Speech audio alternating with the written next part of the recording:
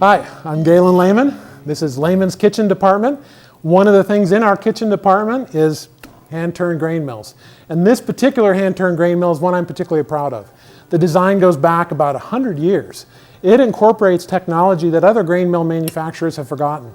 Think about how it works. For hundreds of years, maybe even thousands of years, people have used hand-turned grain mills to grind grain. During that time, they learned a lot.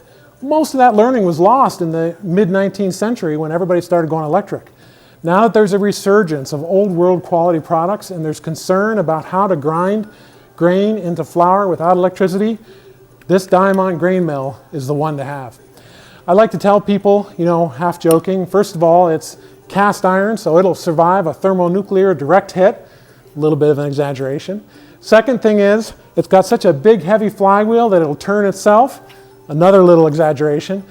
But the fact is, it's better built than any other grain mill on the market. It's the only one of this quality that has a full cast iron body, no aluminum parts.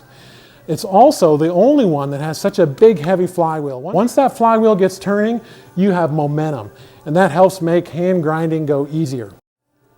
A couple things that are inside the design that make it work especially well. The auger has teeth on it. Those teeth impact the grain as it's being pushed out to the grinding burr and start to break it apart. It's like a pre-grinding process that makes it easier for you to grind when it gets to the end where the real grinding occurs. The grinding burrs at the end, they come in three different types. So there's a coarse one if you want to make cornmeal or chicken feed. There's a medium one for kind of standard flour, which is what I have on this grain mill right now. And there's an extra fine one if you want to make that extra fluffy pastry flour, like for high quality croissants or something like that. We've got a burr for that too.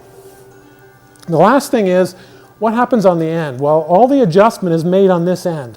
When you want a finer grind, you tighten a bolt and that pushes the two burrs tighter together.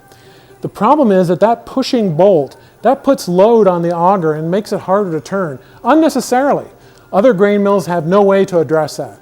On the Diamant, they use a ball thrust auger.